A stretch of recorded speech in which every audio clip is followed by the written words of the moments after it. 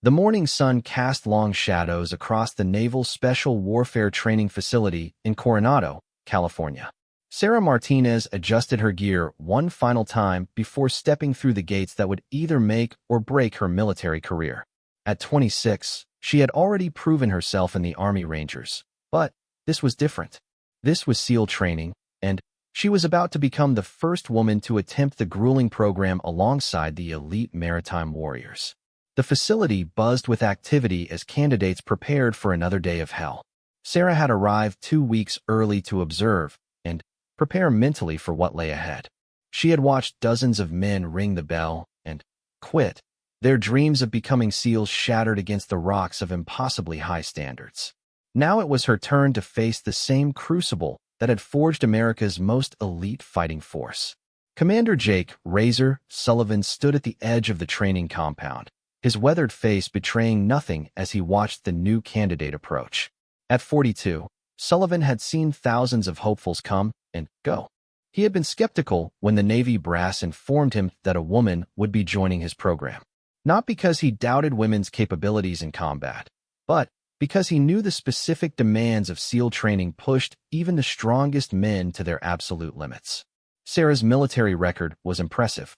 She had graduated top of her class from West Point, served 2 tours in Afghanistan with distinction, and earned her Ranger tab in a class where 60% of candidates had failed.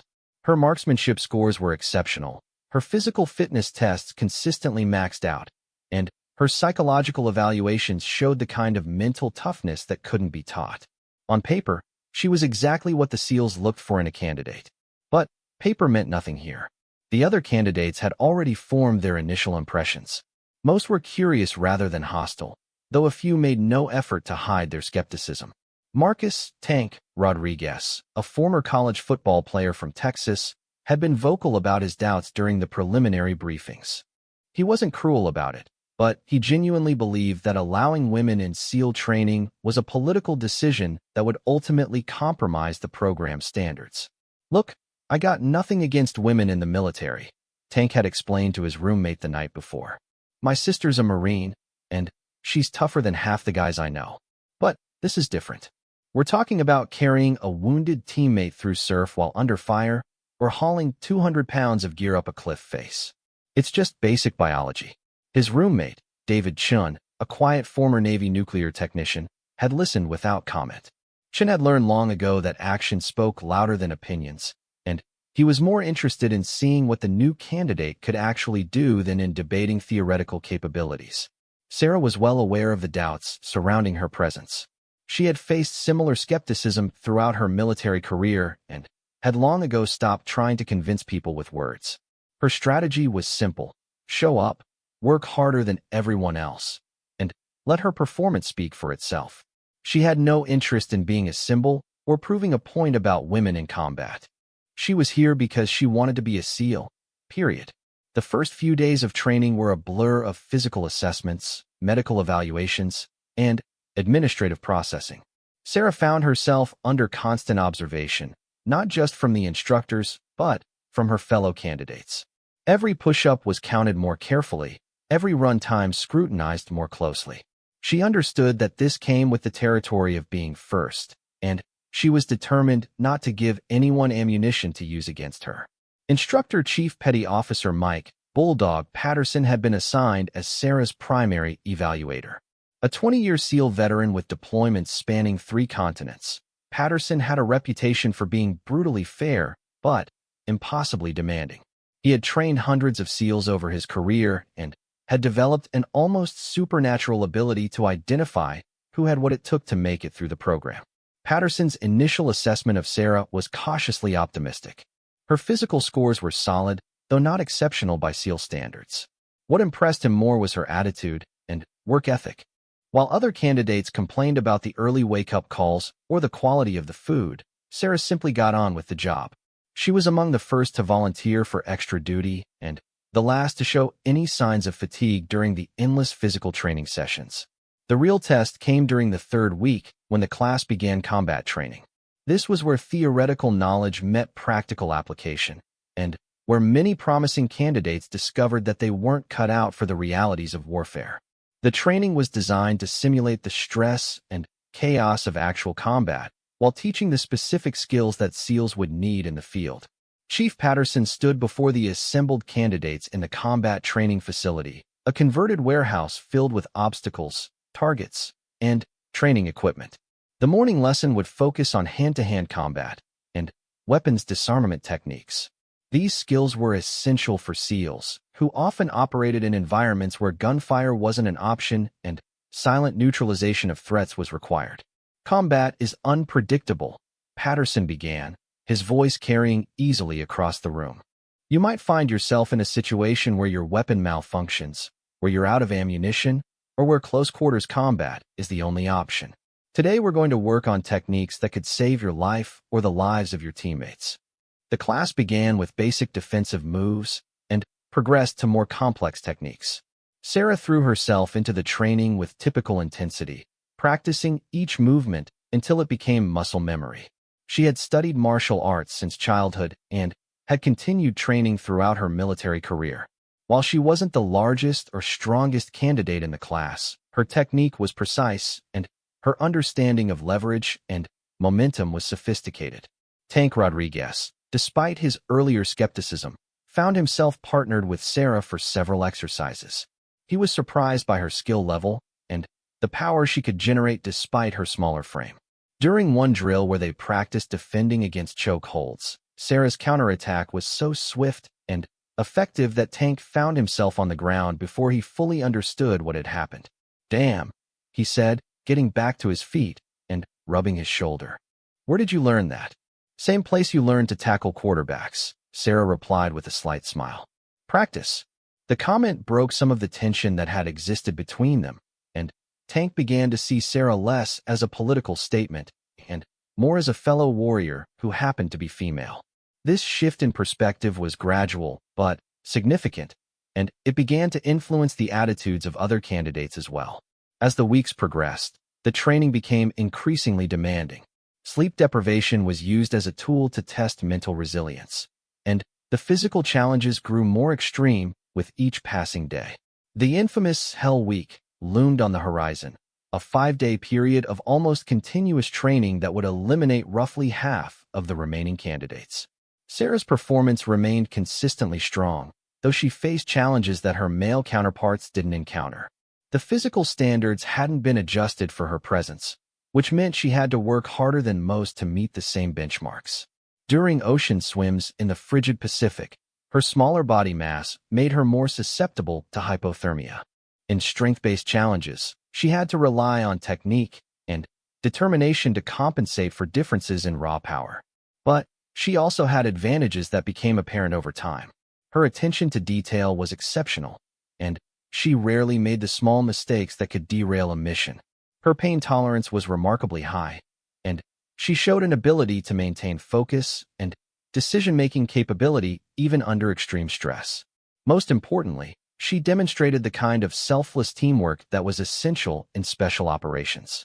During a particularly challenging night exercise, one of the candidates, James "Rookie" Williams, suffered a severe leg cramp while swimming in rough surf. The exercise called for the team to reach a designated point offshore and return to the beach as a group. Williams was struggling badly and in danger of being swept out to sea by the strong current.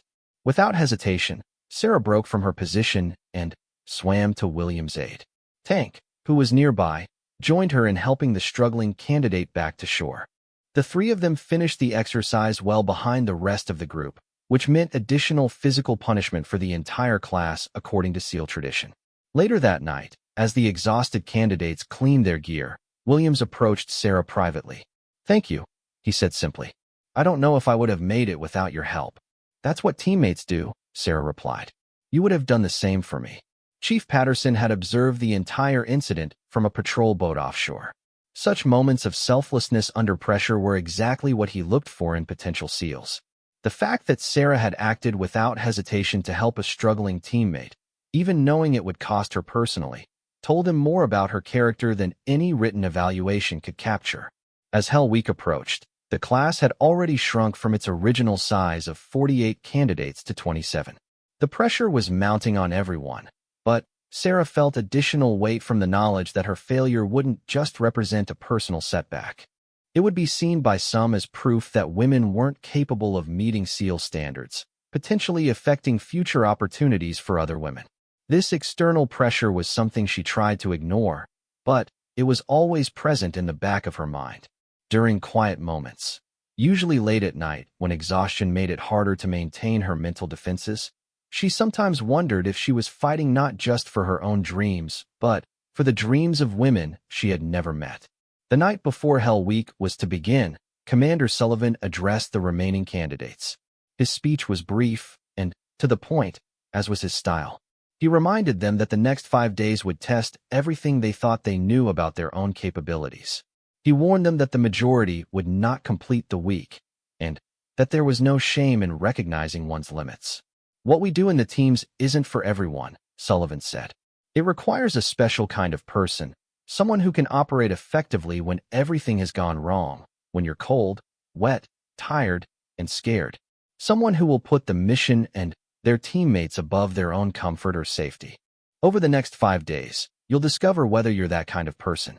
Sarah listened to these words while standing in formation with her fellow candidates.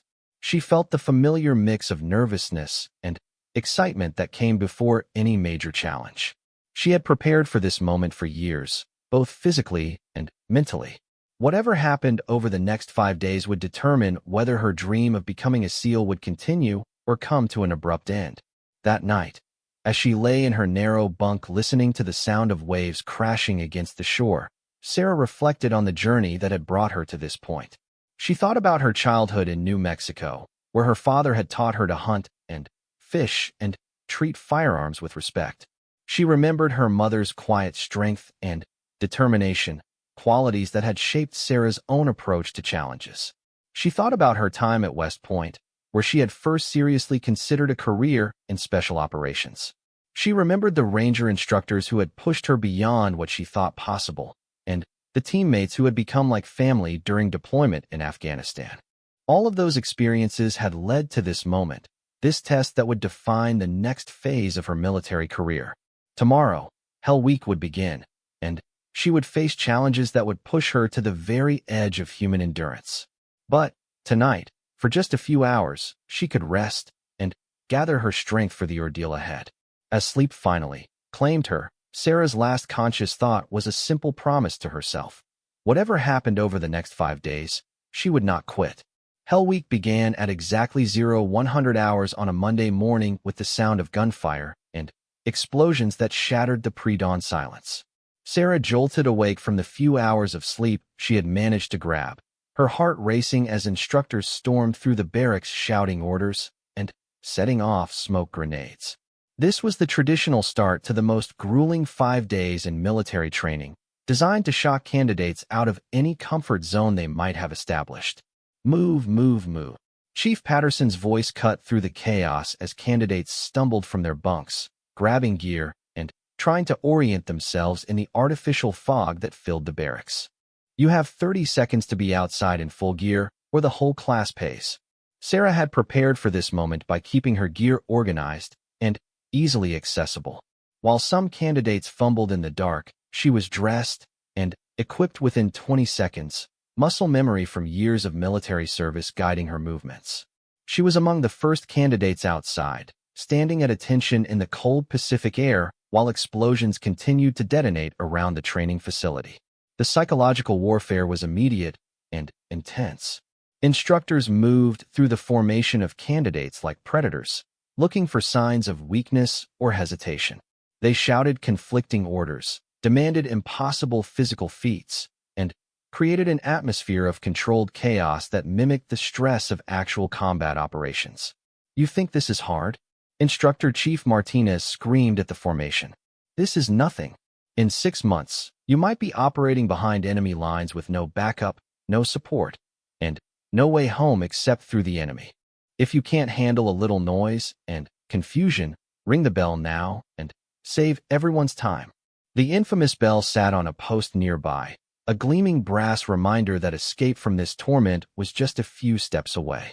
All a candidate had to do was ring it 3 times, and their ordeal would be over. They would be warm, dry, fed within the hour. The temptation was designed to be overwhelming, especially as the week progressed and exhaustion accumulated. Sarah forced herself not to look at the bell. She had already decided that quitting wasn't an option, regardless of what the next 5 days brought. This mental commitment was crucial because Hell Week was designed to attack a candidate's resolve on multiple fronts simultaneously. The first day blended into a nightmare of constant motion and physical punishment.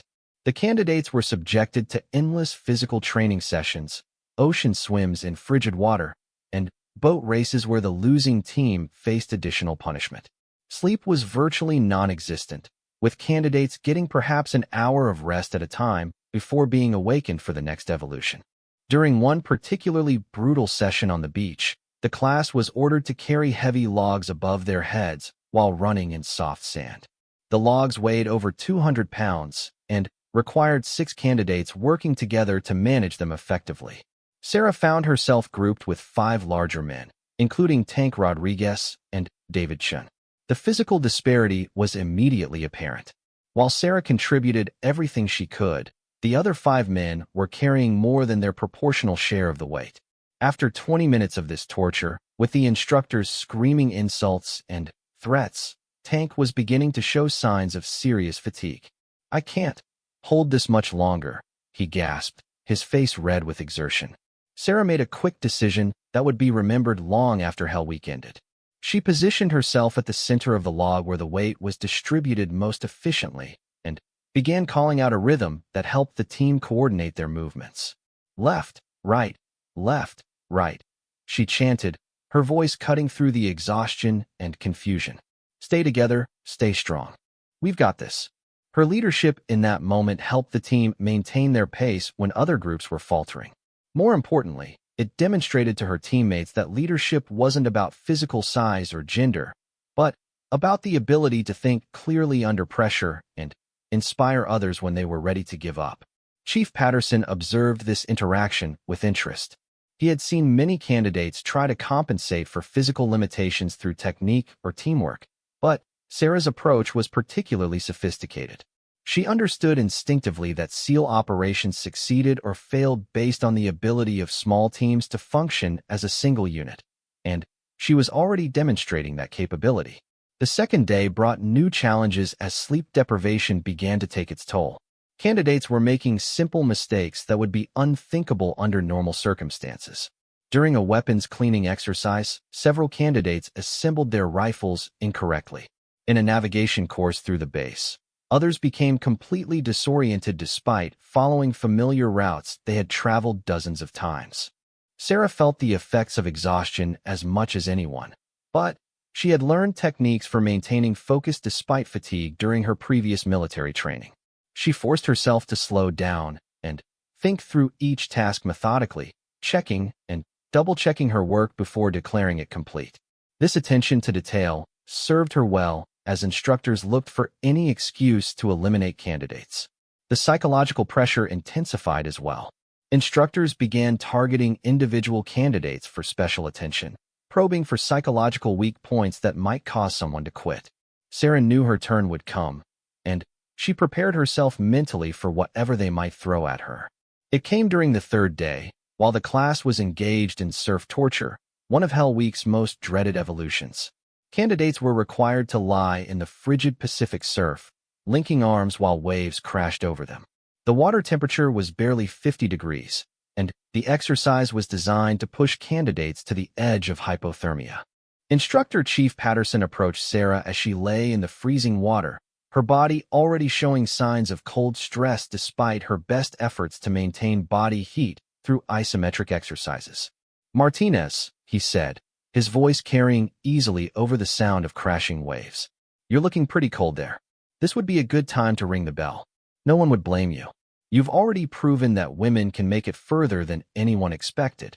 This was the psychological attack she had been expecting. The instructor was offering her a face-saving way to quit, suggesting that she had already accomplished something significant just by lasting this long. It was exactly the kind of subtle pressure that had broken stronger candidates than her. Sarah locked eyes with Patterson and spoke through chattering teeth. "Chief, I'm here to become a SEAL, not to make a statement about women. I'll leave when you make me leave or when I earn my trident. Those are the only two options. Patterson nodded almost imperceptibly, a gesture that Sarah was too cold to notice, but that Tank Rodriguez, lying nearby, caught clearly. The instructor moved on to the next candidate, but Tank realized that he had just witnessed something significant. Sarah hadn't just refused to quit. She had done it in a way that showed complete commitment to the mission rather than to any external agenda.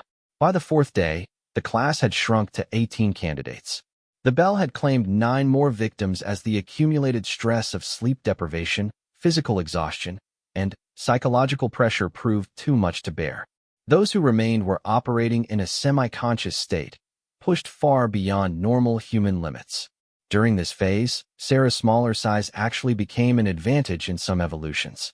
Her lower body weight made her more efficient in the water, and her flexibility allowed her to navigate obstacle courses that were challenging the larger candidates. More importantly, her experience operating on less sleep than her male counterparts, developed during years of managing military duties alongside the additional challenges faced by women in the service, served her well now. The fourth night brought the most challenging evolution yet, a simulated prisoner of war exercise where candidates were subjected to stress positions, loud noise, and interrogation techniques designed to break their will. This was where many candidates discovered that their physical toughness wasn't matched by psychological resilience. Sarah was placed in a stress position with her arms extended and forced to maintain it for what felt like hours while instructors shouted questions and threats.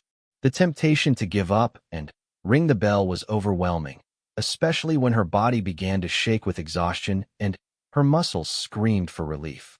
But she had been here before, in different circumstances. During her deployment in Afghanistan, she had been pinned down for 6 hours under enemy fire while waiting for extraction. She had learned then that the human body and mind were capable of enduring far more than seemed possible, as long as you kept your focus on something beyond the immediate pain. She thought about her father, who had worked 16-hour days in construction to support his family. She thought about her grandmother, who had raised 5 children alone after her husband was killed in Korea. She thought about every woman who had fought for the opportunity that she was now living, and she found strength in their struggles. When dawn broke on the 5th and final day of Hell Week, 12 candidates remained standing. Sarah was among them, though she looked like she had been through a war. Her face was drawn with exhaustion, her hands were raw from handling wet ropes and equipment, and her voice was hoarse from shouting commands over the sound of surf and explosions. The final evolution was a long ocean swim followed by a run on the beach, designed to test whatever reserves of strength and willpower remained after 4 days of torture. As the survivors lined up for this last challenge, Chief Patterson addressed them briefly. 12 of you started this week, and 12 of you are here now, he said. That doesn't mean you've made it. It means you've earned the right to find out if you can finish what you started. The swim was brutal. The Pacific was rough, with 6-foot swells that made navigation difficult and energy expenditure enormous. Several candidates struggled badly, their technique falling apart as exhaustion overwhelmed their ability to coordinate complex movements. Sarah found herself swimming alongside David Chun, who was having trouble maintaining his pace. Without thinking, she adjusted her own stroke to stay near him, offering encouragement when he began to fall behind the main group. Her action was noticed by the safety swimmers who accompanied the exercise, and, more importantly, by Chun himself, who would remember her support long after Hell Week was over. The final run on the beach was a death march of pure willpower. Candidates stumbled through soft sand with legs that felt like concrete pillars, driven forward only by the knowledge that the end was finally within sight. Sarah's pace was steady rather than fast, but it was relentless. Step by step, she closed the distance to the finish line that represented the end of the most challenging 5 days of her life. When Commander Sullivan finally called a halt to the exercise, 12 candidates remained standing. They had survived Hell Week, but, more importantly, they had discovered something about themselves that couldn't be learned any other way. They had found their absolute limits, and then gone beyond them, reaching a place where most human beings never venture. Sarah stood swaying with exhaustion as Sullivan addressed the survivors. His words seemed to come from a great distance, filtered through the fog of fatigue that clouded her thoughts. But the meaning was clear. They had earned the right to continue their journey toward becoming SEALs. "You've completed Hell Week," Sullivan said, his voice carrying a note of respect that hadn't been present before. "That doesn't make you SEALs. It makes you candidates who've proven they have the heart to become SEALs. The real training starts now." As the survivors were dismissed to finally get some real sleep, Tank Rodriguez approached Sarah. He looked as exhausted as she felt, but there was something different in his expression, a respect that hadn't been there a week ago. "I owe you an apology," he said simply. "I had doubts about whether you belonged here. I don't anymore." Sarah was too tired to respond with anything more than a nod, but Tank's words meant more to her than he could know. She had fought for acceptance throughout her military career, but this felt different. This was acceptance from warriors who had been tested alongside her in the crucible of Hell Week and found her worthy of their respect. That night, as she finally collapsed into her bunk for her first real sleep in 5 days, Sarah reflected on what she had accomplished. She hadn't just survived Hell Week. She had demonstrated that gender was irrelevant when measured against the qualities that truly mattered: heart, determination, and the willingness to sacrifice for something greater than oneself. But Hell Week was just the beginning. The real challenges of SEAL training lay ahead, and she would need to prove herself again and again before she could earn the right to wear the trident that marked a warrior as one of America's elite. The journey was far from over, but she had taken a crucial step forward, and she was ready for whatever came next. The weeks following Hell Week brought a different kind of challenge. The 12 survivors had proven their mental and physical toughness, but now they faced the technical training that would determine whether they had the skills necessary to operate as Navy SEALs. This phase of the program was less about surviving torture and more about mastering complex skills under pressure. Sarah found herself thriving in this environment. Her analytical mind, honed by years of military training and education, was well suited to the detailed instruction in demolitions, weapons systems, navigation, and small unit tactics. She absorbed information quickly and applied it precisely, often serving as an unofficial tutor for classmates who struggled with the more technical aspects of their training. The training facility had been transformed from a place of pure physical punishment to something resembling a specialized university, albeit one where the consequences of failure were measured in lives rather than grades. Classrooms were equipped with sophisticated simulators. Weapons ranges provided hands-on experience with everything from pistols to rocket launchers, and the demolitions course taught candidates to destroy everything from bridge supports to enemy bunkers. Instructor Gunnery Sergeant Maria Santos had joined the training staff specifically to work with Sarah. A 20-year Marine veteran with extensive special operations experience, Santos understood the unique challenges faced by women in elite military units. She had volunteered for this assignment because she wanted to ensure that Sarah received the same quality of instruction as her male counterparts, without either favoritism or prejudice affecting the process. Santos was immediately impressed by Sarah's approach to learning. During their first session on advanced marksmanship, she observed Sarah methodically working through each aspect of shooting technique: breathing, sight alignment, trigger control, and follow-through. While some candidates relied primarily on natural ability or previous experience, Sarah approached each skill as a puzzle to be solved through analysis and practice. "Most people think shooting is about hand-eye coordination," Santos explained as they worked on long-range precision shooting. "But it's really about consistency and elimination of variables. Every shot should be exactly like every other shot, from your breathing pattern to your trigger squeeze." Sarah nodded, understanding immediately. She had always been drawn to activities that rewarded precision over power, and marksmanship was no exception. During the qualification course that followed, she posted scores that were among the highest in the class, demonstrating that technical proficiency could often outweigh raw physical advantages. The demolitions training proved to be another area where Sarah excelled. The precision required for calculating explosive charges and the attention to detail needed for safe handling of dangerous materials suited her personality perfectly. Chief Petty Officer Robert "Demo" Johnson, the demolitions instructor, was initially skeptical about having a woman in his course, but his doubts evaporated quickly when he observed Sarah's work. Demolitions is like surgery with explosives, Johnson explained to the class as they prepared for their first practical exercise. Too little explosive, and you don't accomplish the mission. Too much, and you might kill your own people or destroy something you need intact. There's no room for error. The exercise required each candidate to calculate the precise amount of C4 explosive needed to destroy a concrete barrier without damaging a mock building located 50 feet away. The calculations involved complex mathematics and required understanding of blast effects, structural engineering, and safety protocols. Sarah approached the problem systematically, drawing diagrams and working through the calculations multiple times before committing to a solution.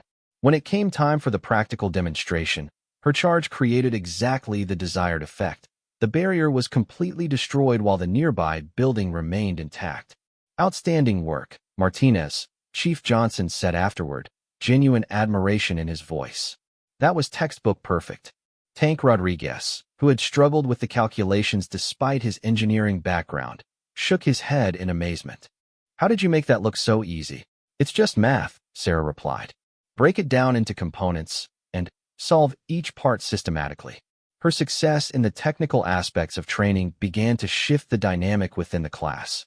Initially, some candidates had viewed her as a curiosity or a potential weak link. Now they began to see her as a valuable team member whose skills complemented their own. This was particularly important as the training evolved to focus more heavily on small unit tactics and team-based exercises. The tactical training phase introduced scenarios that simulated real-world SEAL missions, hostage rescue, direct action raids, reconnaissance operations, and unconventional warfare. These exercises required seamless coordination between team members, with each person contributing specific skills to accomplish complex objectives. During a hostage rescue simulation, Sarah was assigned the role of precision marksman, tasked with eliminating multiple targets from a concealed position while her teammates assaulted the building. The scenario was designed to test not only individual skills, but also the ability to coordinate actions under time pressure. The exercise began before dawn, with the team moving silently through a mock urban environment toward their objective. Sarah established her firing position on a rooftop overlooking the target building while her teammates prepared for their assault. Communication was maintained through hand signals and whispered radio transmissions. Overwatch in position, Sarah reported through her headset, adjusting the scope on her sniper rifle to account for wind and distance. I have visual on 3 targets in the main room, 2 additional in the hallway. Tank's voice came through her earpiece. Copy that, Overwatch. We're moving to Breach Point Alpha. Stand by for my signal. The next few minutes unfolded with the precision of a choreographed dance. On Tank's signal, Sarah eliminated her assigned targets with rapid, accurate shots while the assault team breached the building and moved to secure the hostages. The entire operation was completed in under 3 minutes, a time that impressed even the veteran instructors observing the exercise. Instructor Chief Patterson pulled Sarah aside after the exercise for a private debrief. That was exceptional shooting under pressure, he said. But what impressed me more was your communication and situational awareness. You provided exactly the information your teammates needed when they needed it. These kinds of compliments were rare from Patterson, and Sarah understood their significance. She was being evaluated not just on her individual skills, but on her ability to function as part of an elite team. The feedback indicated that she was meeting the highest standards on both counts. The technical training phase culminated in a comprehensive field exercise that combined all the skills learned over the previous months. The scenario involved a deep reconnaissance mission behind simulated enemy lines, requiring the team to infiltrate, gather intelligence, and extract without being detected. Sarah was selected as the team's communications specialist, responsible for maintaining contact with headquarters and coordinating any necessary support.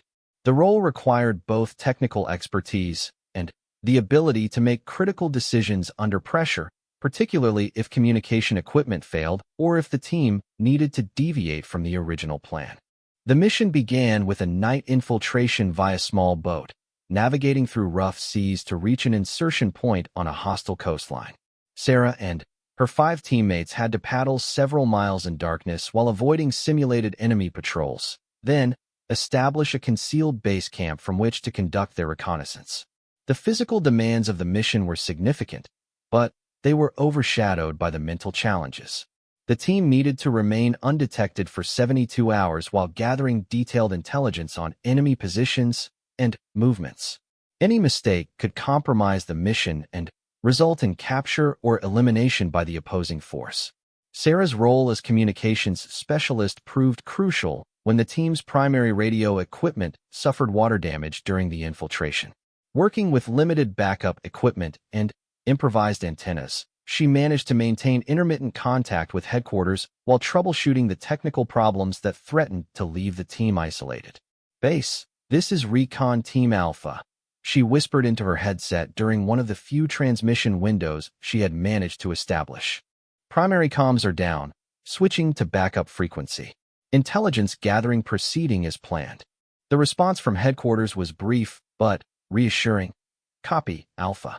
Continue mission." Over the next 2 days, Sarah demonstrated the kind of adaptability and problem-solving ability that distinguished elite special operations personnel from conventional forces.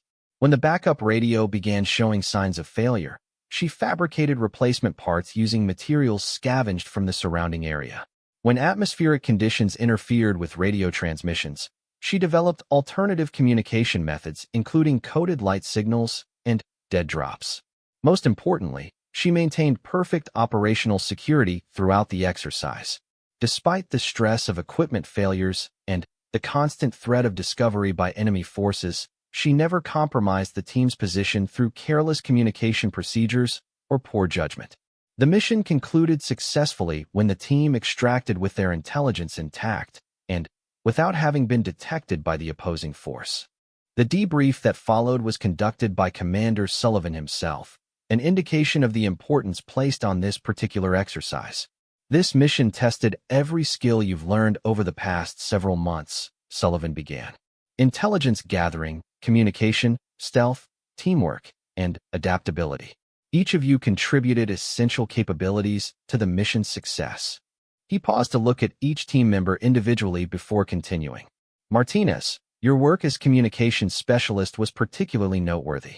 Equipment failures are a reality in special operations, and your ability to maintain connectivity despite multiple system failures demonstrated exactly the kind of problem-solving ability we need in the teams." The recognition from Sullivan was significant, but what meant more to Sarah was the respect she saw in her teammates' eyes. They had depended on her in a crucial role, and she had delivered under pressure. The bond formed during this exercise was the kind that could only be forged through shared adversity and mutual dependence. As the technical training phase concluded, Sarah reflected on how far she had come since that first day when she walked through the gates of the SEAL training facility. She had proven herself physically during Hell Week and technically during the skills training. But she sensed that the greatest challenges still lay ahead. The final phase of SEAL training would focus on advanced combat techniques and specialized skills that separated SEALs from other special operations forces. This was where she would face her ultimate test, where years of preparation would be measured against the highest standards of military excellence. She was ready for whatever came next, confident in her abilities, but humble enough to know that she still had much to learn. Chief Patterson watched Sarah as she cleaned her equipment after the exercise, noting the methodical way she approached even routine tasks.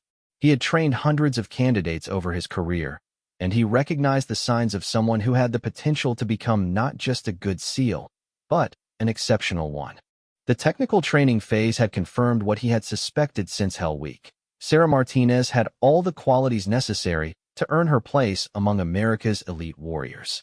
The question now was whether she could demonstrate those qualities in the final phase of training, where the margin for error would be smaller than ever and the standards would be higher than anything she had yet encountered. Patterson was confident that she would succeed, but in SEAL training, confidence had to be proven through performance, not presumption. The final phase of SEAL training arrived with an intensity that made everything before it seem like preparation. Advanced combat skills training was where candidates learned the most sophisticated techniques used by Navy SEALs, and where the standards reached levels that eliminated even some of those who had successfully completed every previous challenge. Master Chief Petty Officer Thomas Hawk Mitchell had been brought in specifically for this phase of training. A legend within the SEAL community, Mitchell had served in every major conflict of the past 25 years and was considered one of the finest close-quarters combat instructors in the military.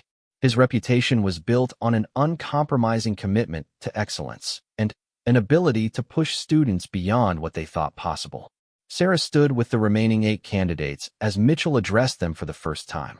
The group had shrunk again during the technical training phase, as 4 more candidates had been eliminated for various deficiencies in their performance. Those who remained represented the elite of the elite, candidates who had demonstrated exceptional ability across every aspect of SEAL training. "You've made it farther than 90% of the people who try to become SEALs," Mitchell began, his voice carrying the authority of decades of combat experience. "But the last 10% is often the hardest. This is where we separate those who can perform under ideal conditions from those who can perform when everything has gone wrong, and failure means death." The training facility had been reconfigured once again, this time to replicate the kind of environments where SEALs actually operated. Kill houses for close-quarters combat, obstacle courses that simulated urban warfare, and live-fire ranges where the margin for error was measured in millimeters rather than inches. The first evolution focused on advanced marksmanship under stress. Candidates were required to engage multiple targets while navigating complex obstacles, dealing with equipment malfunctions, and operating under severe time constraints. The difference between this training and what had come before was that there were no second chances. A missed shot or a safety violation meant immediate elimination from the program. Sarah approached the course with the same methodical preparation she had used throughout her training. She memorized the target sequence, visualized her movements through the obstacles, and rehearsed her responses to likely equipment failures. When her turn came, she moved through the course like a machine, her movements precise and efficient. Her first 3 targets fell with rapid, accurate shots as she advanced through a simulated building. A door that was supposed to open stuck halfway, forcing her to squeeze through a narrow opening while maintaining her weapon's orientation toward potential threats. Her 4th and 5th targets were engaged from an awkward position, but both shots found their mark. Halfway through the course, her rifle jammed. Without hesitation, she executed an immediate action drill to clear the malfunction while taking cover behind a concrete barrier. The jam cleared, and she re-engaged her targets without missing a beat. Her final score was among the highest recorded on the course, but what impressed the instructors more was the calm professionalism she had shown when things went wrong. Master Chief Mitchell pulled her aside after the exercise. "Weapon malfunctions happen in combat," he said. "How you respond determines whether you go home or get carried home." That was textbook perfect. The training progressed to hand-to-hand combat and weapons disarmament techniques, skills that every SEAL needed but hoped never to use. These were last-resort techniques for situations where firearms weren't available or appropriate, requiring a combination of physical skill, mental quickness, and precise technique. The class gathered in the combat training facility, a padded room equipped with various weapons and training aids. Mitchell stood at the center, holding a training knife that looked realistic enough to trigger genuine stress responses in the students. "Combat is unpredictable," Mitchell explained as he demonstrated basic disarmament techniques.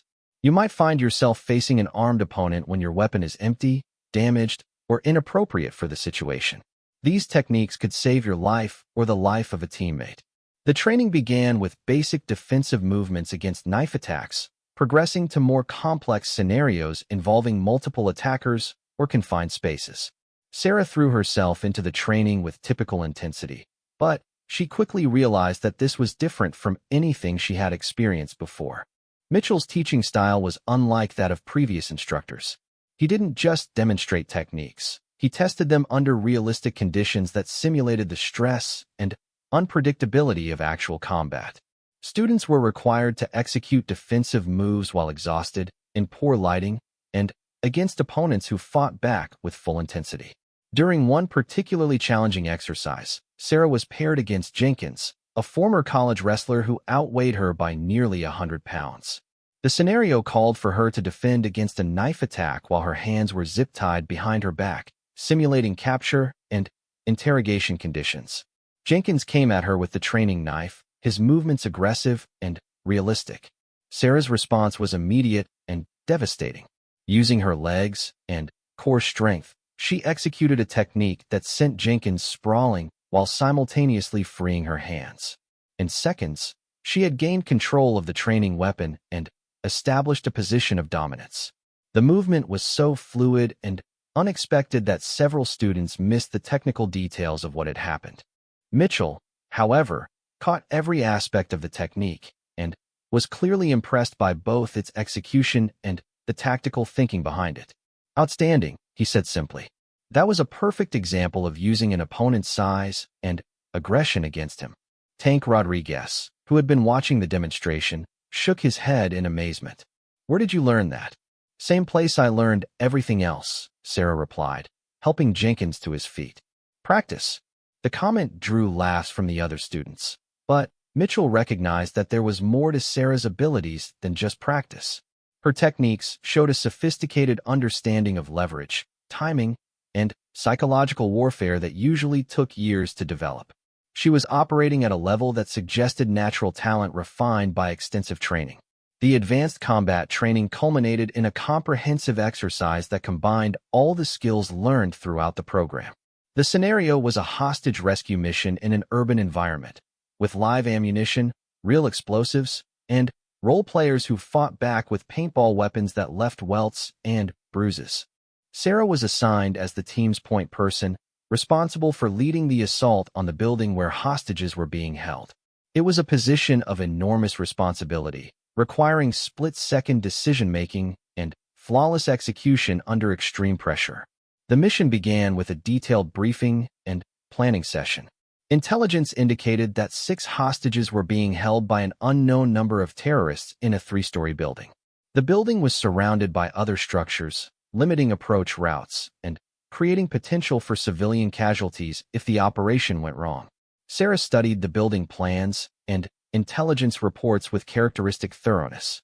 She identified potential breach points, established fields of fire for supporting elements, and developed contingency plans for various scenarios that might develop during the assault. "The primary breach will be here," she explained to her team, pointing to a ground floor window that offered the best combination of concealment and tactical advantage. "Tank and Chun will provide overwatch from the building across the street. Rodriguez and Williams will secure the perimeter. Johnson and I will make the initial entry." Her plan was sound, but everyone understood that no plan survived contact with the enemy. The success of the mission would depend on their ability to adapt to changing circumstances while maintaining the aggressive momentum necessary for a successful hostage rescue. The assault began before dawn, with the team moving silently through the urban environment toward their objective. Sarah led the approach, using shadows and cover to avoid detection by the role players positioned to simulate terrorist sentries. Everything went according to plan until they reached the breach point. The window that was supposed to provide easy entry had been barricaded from the inside, forcing Sarah to make an immediate tactical decision. She signaled for Johnson to prepare a breaching charge while she moved to an alternate entry point. The explosion shattered the early morning silence, and Sarah was through the breach within seconds. She found herself face-to-face with a role player armed with a paintball weapon, who opened fire immediately. Sarah's response was automatic. 2 quick shots sent her mass, followed by movement to cover as she assessed the tactical situation. The building was larger inside than the intelligence had suggested, with additional rooms and corridors that hadn't appeared on the building plans. Sarah had to navigate this unknown terrain while clearing threats and locating hostages, all while maintaining coordination with her teammates outside. She moved through the building like a predator, her weapon up and ready, her senses hyper-alert for any sign of threats or hostages. In the second room, she found 2 hostages zip-tied to chairs with role players positioned to simulate guards. The engagement was swift and decisive. Sarah's first shot eliminated one guard before he could react. The second guard managed to return fire, his paintball striking her in the shoulder with enough force to spin her around. Despite the impact, Sarah maintained her balance and eliminated the threat with a precisely placed shot. Hostages secure. Room 2. She reported through her radio while cutting the zip ties that bound the role players. Moving to upper floors. The stairwell presented new challenges. It was narrow, with limited visibility and multiple angles where threats could be hidden. Sarah moved upward methodically, using mirrors and tactical techniques to minimize her exposure while maintaining her ability to engage targets quickly. On the third floor, she encountered the scenario's ultimate test. Master Chief Mitchell himself was waiting, armed with a training knife and positioned to simulate a terrorist leader using a hostage as a human shield. This was the evolution that would determine whether she had truly mastered the skills taught throughout the program. Mitchell stood behind a role player who was kneeling with a hood over his head, the training knife held to his throat. The situation was exactly the kind of split-second decision-making scenario that SEALs might face in actual combat operations. "Drop your weapon or the hostage dies," Mitchell called out, his voice carrying the menace of a real terrorist. Sarah's mind raced through her options. A direct shot was impossible without risking the hostage. A negotiated solution would give the terrorist time to kill his captive. She needed a third option, something that would neutralize the threat while protecting the innocent. In that moment, all her training came together. She feigned compliance, lowering her weapon slightly while taking a small step forward. The movement was subtle but calculated, designed to position her for a disarmament technique that would remove the knife threat while protecting the hostage.